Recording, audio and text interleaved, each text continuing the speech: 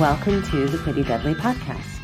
I'm Susie Colick, the founder of Pretty Deadly Self-Defense, a self-defense program for women I developed based on my experiences as a violent crime survivor and my 23 years of training in the Japanese art of Bunjutsu. I'm going to dive right in, and in this episode, talk about self-defense and honor.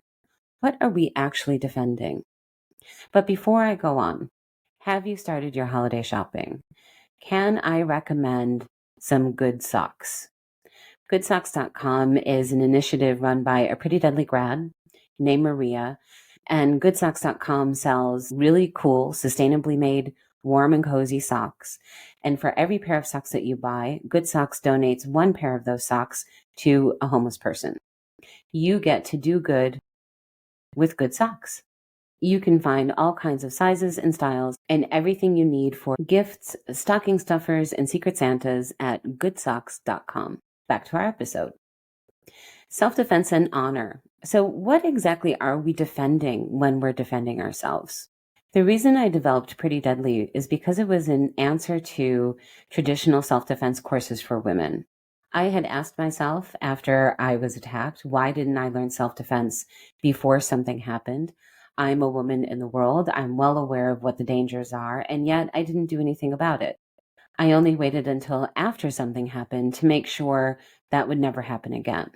And just as an aside, what I mean by making sure this never happens again, I want to make it clear that learning self-defense does not prevent violence, and I am also well aware of that. I think for any woman or man who learns self-defense after they've become a victim of violence, it's to make sure that if something does happen again, they have a response ready.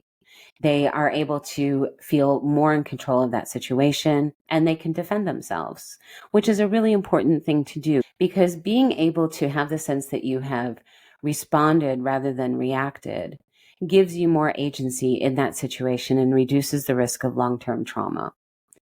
But that's all stuff I figured out later. Going back to right after the event that I survived, I asked myself, why didn't I learn self-defense first? And over the course of my training in martial arts, I also took a few women's self-defense courses just to see what it was that I was missing before I was attacked. And I understood from these courses that they were horrible. They may be effective. I may learn some really powerful techniques, but the whole atmosphere was awful, especially for someone who was suffering from post-traumatic stress. But even if I wasn't suffering from post-traumatic stress, I knew on some subconscious level that traditional self-defense classes weren't something I wanted to do. They were always presented as really negative. Everything was really complicated. It was very ragey. It wasn't something that I wanted to do.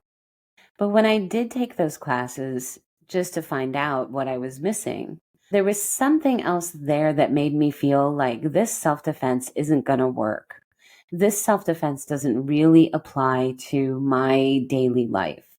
Maybe one technique here, maybe one technique there, maybe in really specific or extreme situations, this stuff might work if I remember it, but it doesn't quite sit right on me.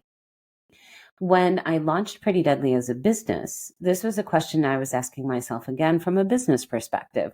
Why won't women take self-defense classes? What is wrong with traditional self-defense? And while I still think that there's a lot wrong with the way the product has always been presented in the past in itself, it's taken me a really long time to peel back all the layers and figure out really what is at the heart of this. And I finally figured it out. It's about honor. In the self-defense classes that I participated in before I developed Pretty Deadly, they were all taught by men. And men were telling us the same things. You know, you have to protect yourself. You have to defend yourself. Don't let somebody touch you that way. Don't let somebody do this. Don't let somebody do that. And for men, when men are fighting, it often is about honor. It's either about honor or about territory. And so when these men are, even with the best of intentions, when these men are teaching women self-defense, they're projecting that same sense of honor onto women and assuming that women value honor in the same way. A really common phrase that I hear and that I see in traditional male-based self-defense is you have to understand that you are worth defending. You are worth fighting for. You are worth defending. It's a statement that really frustrates me because, of course, people understand that. That's why they signed up for the course. That's why they paid for it. That's why they're spending their Saturday afternoon punching and kicking and getting yelled at and doing all these things that they would rather not be doing because they know that they're worth it. That's not the question. But I think underneath that, from a male-based self-defense perspective, it's also about male honor in terms of owning women's bodies. Because when we're defending ourselves in this way, or when we're told to defend ourselves in this way, what are we really defending? So, for example, if somebody puts their hand on my ass in a traditional self-defense class, I'm going to be told to turn around and slap that person. They've offended my honor. Maybe knock the hand away first would be a good idea, and then slap that person. But nonetheless, I should slap them to teach them a lesson.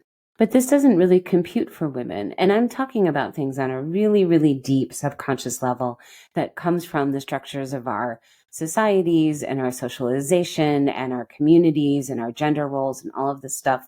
But it's also a really big part of why women don't really connect with self-defense.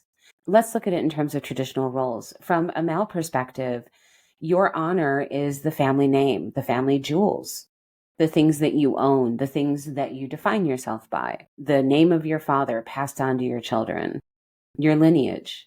But lineage doesn't pass through women. If I was married and had children, I wouldn't be carrying my father's name onto my children. I would be carrying my husband's name. But neither of these names are my own. My body is just a vessel in this scenario. So if the honor of a family name doesn't pass through me, then why do I need to defend it? Why am I defending somebody else's honor and not my own body?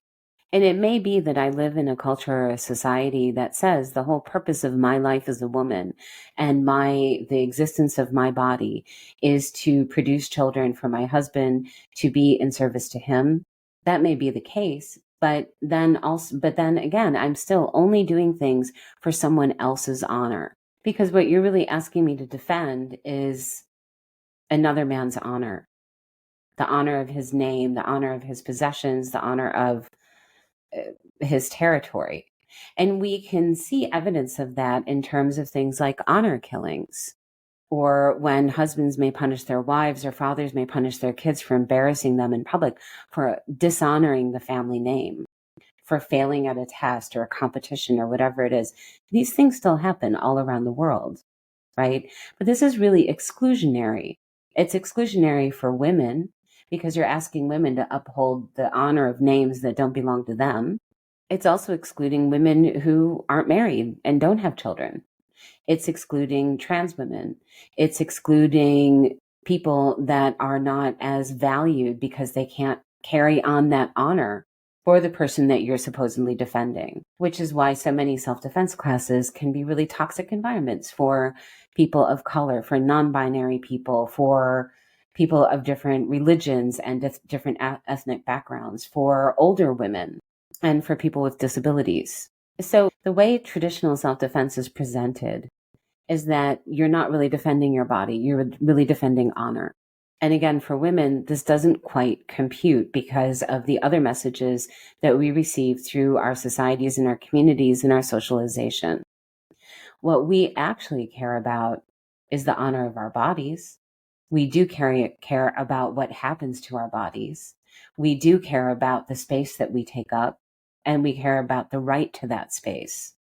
If we remove the idea of self-defense as defending honor, then we can also remove the idea of self-defense as punishment or retaliation or fighting back, because those things are all related to soiling someone's honor.